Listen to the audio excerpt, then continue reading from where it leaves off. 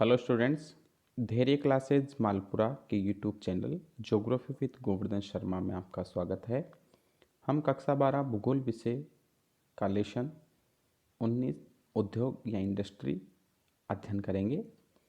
इसके अंदर हमें लौह इस्पात उद्योग जो है उसको पढ़ना है और भी अन्य उद्योग जो हैं हमारे इसके अंदर सम्मिलित हैं। मशीनरी उद्योग हो गया, सीमेंट उद्योग, एल्यूमिनियम उद्योग आदि इसमें सम्मिलित हैं, लेकिन अभी जो है हम लौह इस्पात उद्योग का अध्ययन करेंगे। लौह इस्पात उद्योग के अंदर इसकी स्थापना से लेके कहाँ से इसका प्रारंभ हुआ और कौन कौन से जो संयंत्र हैं वो स्थापित किए गए, किन किन राष्ट्रों के सहयोग से स्थापित हुए, और लौह इस्पात उद्योग को बढ़ाने के लिए हमने कौन कौन सी प्रकार की जो है नीतियाँ हमारे यहाँ पर लागू हुई उसका अध्ययन करेंगे। हम देखें तो एक सामान्य वस्तु के उत्पादन से लेके बड़ी से बड़ी वस्तु के निर्माण के अंदर कई सारी संस्थाएं लगी हुई होती है, और ये सभी संस्थाएं जो उत्पादन कर रही है वो उद्योग की श्रेणी में आती है। किसी भी देश की अर्थव्यवस्था की महत्वपूर्ण भूमिका जो है उसके उद्योग तय करते हैं। लौह इस्पात उद्योग जो है वो भी एक महत्वपूर्ण उद्योग है, जिसे पंडित जवाहरलाल नेहरू जो हमारे देश के पहले प्रधानमंत्री थे, उन्होंने इसे अर्थव्यवस्था की शक्ति या रीढ़ माना है। किसी भी उद्योग की धुरी हम इसे मान सकते हैं। लौह इस्पात उद्योग जो है विश्व में के अन्य सभी उद्योगों की जननी है। कोई भी उद्योग जो है उसका निर्माण करना है, उसके स्ट्रक्चर के निर्माण से लेकर उसमें मशीनरी से सब कुछ चीज़ों के अंदर जो है लोहा और इस्पात का उपयोग होता है, तो एक महत्वपूर्ण उद्योग है।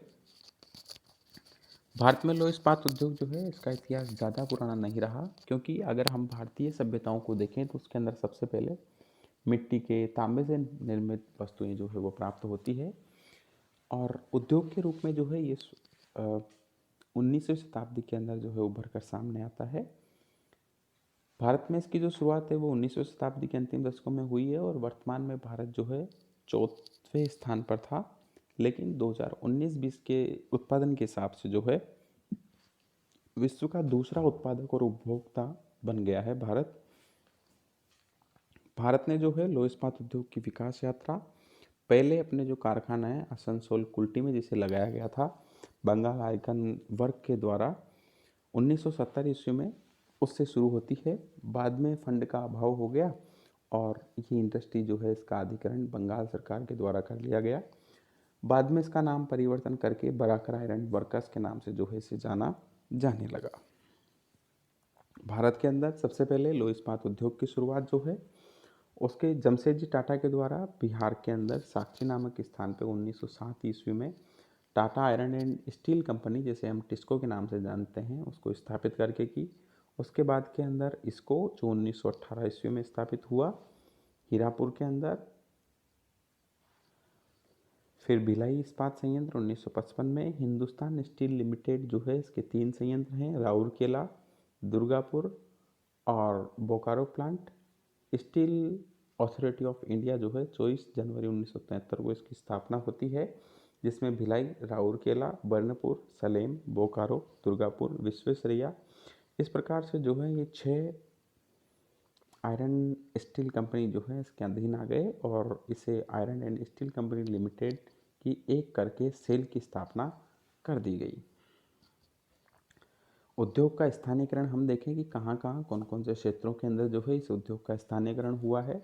तो किसी भी उद्योग का जो स्थानीयकरण होता है वो उसके कच्चे माल और उसके लिए आवश्यक जो पदार्थ हैं उन्हीं क्षेत्रों में होता है। तो कौन कौन से जो हैं इसके लिए आवश्यक है उनको देखते हैं। तो लौह इस्पात उद्योग जो है प्रचुर मात्रा में कच्चा माल जो है इसमें उपयोग होता है। कच्चे माल के अंदर लोह अयस्क है, कोयला है, चूना पत्थर है, मैग्नीज आदि भारी मूल्य के जो आदि भारी वजन के और कम मूल्य के जो पदार्थ हैं वो इसका मूल्य होते हैं। इसलिए इसे अधिक दूरी तक ले जाना जो है परिवहन लागत ज़्यादा आने से अधिक खर्चीला हो जाता है। इसके परिणाम से इस परिवहन लागत को कम करने के लिए जो है इन उद्योगों की स्थापना कच्चे माल के जो प्राप्ति स्थल हैं जहाँ लोहा और कोयला आसानी से प्राप्त हो जाता है उन क्षेत्रों में या उनके निकटवर्ती क्षेत्रों के अंदर इन्हें स्थापित किया जाता है। 1 टन अगर हमें लोहा प्राप्त करना है तो उसे बनाने के लिए 1.5 टन कच्चे लोहे की या लोहे अयस्क की आवश्यकता होती है। 1.4 टन कोयले की, 0.3 टन चूना पत्थर की, 0.1 टन जो है मैग्नीशियम और 0.1 टन डोलामाइट की आवश्यकता होती है। इस प्रकार हमें लगभग पूरा 3.5 टन जो है कच्चा पदार्थ लगाना पड़ता है, कच्चा माल लगाना पड़ता है, उससे हमें 1 टन कच्चा लोहा प्राप्त होता है। तो इस वजन ह्रास का उद्योग होने के कारण जितने भी लोहे इस्पात के जो उद्योग हैं, उन कारखानों को लोहे इस्पात और कोयला और लोहे का अयस्क जो है आसानी से प्राप्त हो जाता है, उन क्षेत्रों में लगाया जाता है। इसके अंदर और भी जलापूर्ति, सस्ता परिवहन, पूंजी, कुशल श्रमिक, बाजार, तकनीक और सरकारी नीतियां जो है, ये भी किसी भी उद्योग के स्थानीयकरण को प्रभावित करते हैं। भारत में इनके आधार पर जिन जिन स्थानों के ऊपर इसको स्थापित किया है, उसके चार आधार रखे हैं और इसका वर्गीकरण किया है।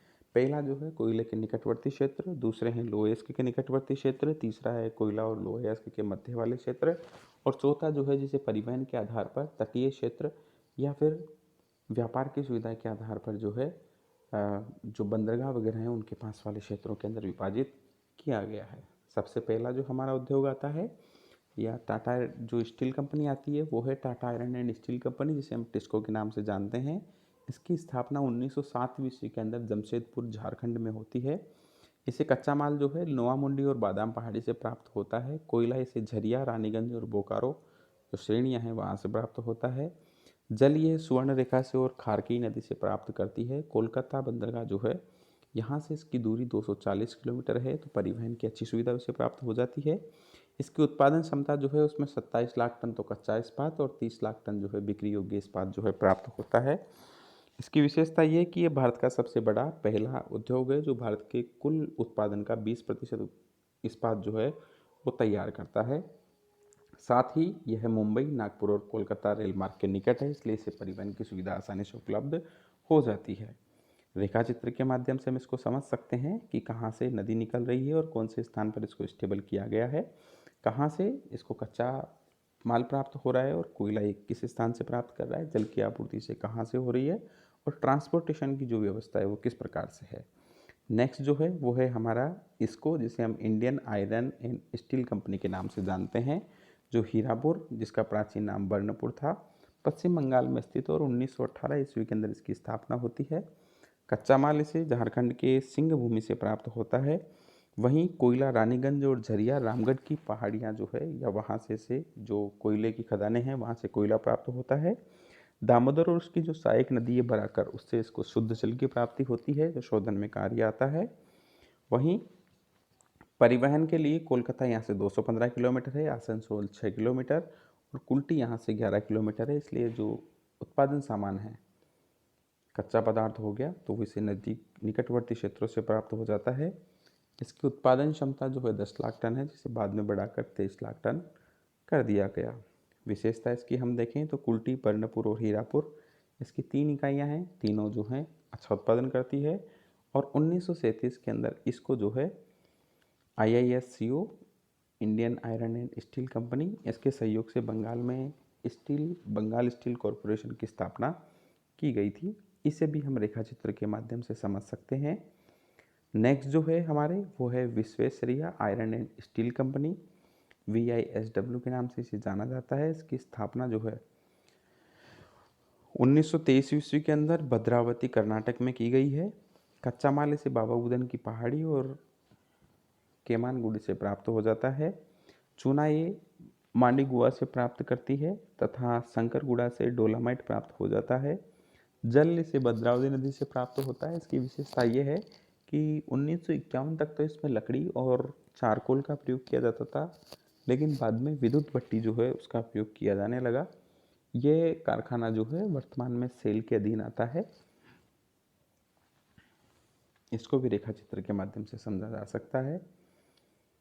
नेक्स्ट जो है वो है राउरकेला, जो हिंदुस्तान स्टील लिमिटेड जो है इसकी अधीन है। सुंदरगढ़ जो उड़ीसा में है, यहाँ पे स्थापना इसकी 1956 ईस्वी में की गई। कच्चा माल के रूप में उड़ीसा के जो क्योंझर और सुंदरगढ़ है वहाँ से इसे कच्चा माल प्राप्त होता है। कोयले के लिए झरिया और झारखंड के क्षेत्र हैं। जल इसे कोयल और शंख नदियों से प्राप्त होता है। परिवहन की अच्छी सुविधा है। कोलकाता मुंबई रेल मार्ग जो है उसके निकट ये क्षेत्र है और इसकी उत्पादन क्षमता 16.71 लाख टन है। जर्मनी की एक फर्म है जिसके सहयोग की स्थापना की गई और उस फर्म का नाम है क्रुप्स एंड डीमोंग कंपनी। विशेष ये है कि इसकी अवस्थिति जो है वो उसे विशेषता प्राप्त करती है, प्रदान करती है। कच्चा माल वगैरह जो है इसको निकटवर्ती क्षेत्रों से प्राप्त हो जाता है। परिवहन भी जो है पास में ही है तटवर्तीय क्षेत्रों में। इस प्रकार राउरकेला स्टील जो है ये हिंदुस्तान स्टील लिमिटेड का एक उपक्रम है और इसकी स्थापना जो है जर्मनी के यहाँ से की गई है। महत्वपूर्ण प्रश्न बनता है। नेक्स्ट जो है हम उसको रेखा चित्र के अंदर से देख सकते हैं। नेक्स्ट हमारा वही हिंदुस्तान स्टील लिमिटेड का ही कारखाना है भिलाई। भिलाई जो है इसकी स्थापना 1959 ईस्वी के अंदर भिलाई छत्तीसगढ़ में की जाती है। कच्चा माल इसे डल्ली राजहरा की पहाड़ियों से प्राप्त होता है, खानों से प्राप्त होता है। कोयला के लिए कोरबा जो छत्तीसगढ़ में स्थित है और करमाली झारखंड में स्थित है, यहाँ से इसे प्राप्त होता है। तंदुला बांध जो है वो जल उपलब्ध कराता है। वहीं इसका जो परिवहन है वो कोलकाता मुंबई रेल मार्ग पर ये स्थित है। उत्पादन क्षमता इसकी 10 लाख टन है, जिसे बाद में बढ़ाकर 52 लाख टन कर दिया गया है और सोवियत संघ रूस के सहयोग से इसकी स्थापना की गई है। यहाँ का अधिकांश जो लोहा है वो विशाखापट्टनम में हिंदुस्तान शिपयार्ड जो है जहाजरानी कंपनी, वहाँ इसे भेज दिया जाता है और वहीं पे इसका उपयोग होता है। इसको भी रेखा चित्र के माध्यम से समझा जा सकता है। नेक्स्ट जो है वो है दुर्गापुर। ये भी हिंदुस्तान स्टील लिमिटेड का ही एक पार्ट है। दुर्गापुर पश्चिम बंगाल में स्थित है और 1962 ईस्वी में इसकी स्थापना होती है। कच्चा माल इसे नोवामुडी और गुआखान से प्राप्त होता है। वहीं कोयला जो है रानीगंज, झरिया और बोकारो से प्राप्त होता है। दामोदर नदी से जल प्राप्त करता है। परिवहन के लिए दुर्गापुर कोलकाता दिल्ली रेल मार्ग जो है वहाँ ये स्थित है, तो परिवहन की अच्छी सुविधा है इसके पास, जो किसी भी उद्योग के स्थानीकरण के लिए या स्थायित्व के लिए आवश्यक है। उत्पादन क्षमता इसकी 40 लाख टन है और ब्रिटेन, जिसे हम यूनाइटेड किंगडम के नाम से जानते हैं, उसके सहयोग से इसकी स्थापना की गई है। वर्तमान में यह भी सेल के स्वामित्व में ही आता है। इसको भी रेखा चित्र के माध्यम से समझ सकते हैं। और नेक्स्ट है हमारा बोकारो स्टील लिमिटेड। बोकारो जो है वो झारखंड में स्थित है और इसे कच्चा माल जो है क्योझर और किरीबुरू खानों से प्राप्त होता है, जो उड़ीसा में स्थित है। कोयला झरिया से प्राप्त होता है, जल दामोदर और बोकारो नदी से। वहीं परिवहन जो है उसमें रेल मार्ग और सड़क मार्ग द्वारा कोलकाता से जुड़ा हुआ है। उत्पादन क्षमता इसकी 1972 में 17 लाख टन थी, बाद में बढ़ा के इसे 40 लाख टन कर दिया गया है और भविष्य में यहाँ से 100 लाख टन का उत्पादन करना प्रस्तावित है। रेखा चित्र में इसकी भी स्थिति को स्पष्ट किया जा सकता है। नेक्स्ट हम देखें तो बिजाक इस्पात संयंत्र जो विशाखापट्टनम आंध्र प्रदेश में स्थित है। 1992 के अंदर इसकी स्थापना होती है। बेलाडीला की खानों से इसे कच्चा माल प्राप्त होता है। वहीं कोयला दामोदर नदी घाटी जो क्षेत्र है वो इसे प्रदान करता है। छत्तीसगढ़ और उड़ीसा से इसको मैग्नीज, डोलामाइट और चूना पत्थर प्राप्त होता है। विशाखापट्टनम बंदरगाह परिवहन की सुविधा उपलब्ध कराता है और इसकी उत्पादन जो है उसके अंदर 29.4 लाख टन तो ये हॉट मेटल का उत्पादन करता है। 26.2 लाख टन जो है ये तरल इस्पात का उत्पादन करता है। वहीं 23.8 लाख टन जो है ये बिक्री योग्य इस्पात का निर्माण करता है और ये देश का पहला ऐसा संयंत्र है जो बंदरगाह पे स्थित है और तटवर्ती क्षेत्रों के अंदर आता है। परिवहन सुविधा इसे विशाखापट्टनम बंदरगाह के द्वारा उपलब्ध कराई जाती है। नेक्स्ट हम जो देखते हैं वो है विजयनगर इस्पात संयंत्र जो होसपेट बेलारी कर्नाटक में स्थित है। कच्चा माल इसे होटपेट और बेलारी के से ही प्राप्त होता है।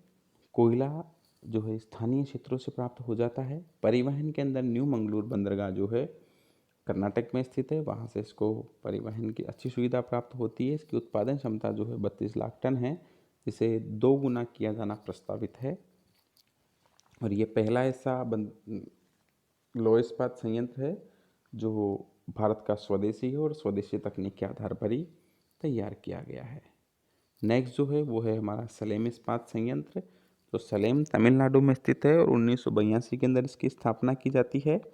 कच्चा माल इसे इसके समीपवर्ती क्षेत्रों से प्राप्त हो जाता है। कोयले के लिए नवेली लिग्नाइट जो है वहाँ से इसे कोयला प्राप्त होता है इनकी खानों से और तमिलनाडु के एनोर बंदरगाह से परिवहन की अच्छी सुविधा प्राप्त होती है। उत्पादन क्षमता के अंदर ये 70,000 टन जो है वो जंग रहित इस्पात तैयार करता है। 75,000 टन सिलिकन, 30,000 टन विशेष इस्पात और 20,000 टन जो है नर्म इस्पात तैयार किया जाता है। इसकी विशेषता ये है कि यहाँ पे मिश्र इस्पात और लोहा मिश्र इस्पात के कारखाने हैं। भारत के अंदर उत्पादन की दृष्टि से राज्यों को हम देख सकते हैं तो पहले नंबर पे उड़ीसा, दूसरे नंबर पे झारखंड और तीसरे नंबर पे छत्तीसगढ़ आता है। इनके विकास के लिए भारत के द्वारा एक राष्ट्रीय इस्पात नीति जो 2005 में लागू की गई उसको हम देखते हैं। केंद्र सरकार के द्वारा 2 नवंबर 2005 को राष्ट्रीय इस्पात नीति को स्वीकृत किया गया। देश स्वतंत्र हुआ। उसके बाद 6 अप्रैल 1948 को हम औद्योगिक नीति लेके आते हैं, लेकिन इस्पात के क्षेत्र को आगे बढ़ाने के लिए, इसके उत्पादन और उपभोग को बढ़ाने के लिए, इसमें स्वदेशी और आत्मनिर्भरता होने के लिए 2 नवंबर 2005 को हम राष्ट्रीय इस्पात नीति लेके आते हैं और इसके अनुसार लक्ष्य रखा जाता है कि 2019-20 में जो वर्तमान का उत्पादन है 2005 का, वो 4.21 लाख टन था, उसे बढ़ा के 2019-20 के अंदर जो है 11 करोड़ टन किया जाना का लक्ष्य रखा गया था। और इस लक्ष्य को प्राप्त करने के लिए जो है निजी और सार्वजनिक क्षेत्र से कुल 2.5 लाख करोड़ रुपए जो है उसका निवेश किया जाना प्रस्तावित था। तो इस प्रकार हमने भारत के लोह इस्पात उद्योग जो है इसको पढ़ा। प्रमुख इसके 10 संयंत्र जो थे वो पढ़े। कौन कौन से देश के सहयोग से इसकी स्थापना की गई वो देखा। भारत में उत्पादन की दृष्टि से कौन कौन से राज्य हैं और कितना उत्पादन किया जा रहा है वो हमने देखा। साथ ही इनको उत्पादन को बढ़ावा देने के लिए राष्ट्रीय इस्पात नीति जो 2005 में तैयार की गई उसको देखा। इस प्रकार जो है हमारा उद्योग का लोह इस्पात उद्योग जो है वो समाप्त होता है। धन्यवाद। आपको किसी भी प्रकार के कोई प्रश्न हो तो आप कमेंट बॉक्स में डाल सकते हैं। अगर आपको हमारा वीडियो पसंद आया हो तो इसे लाइक करें, शेयर करें, कमेंट करें। धन्यवाद।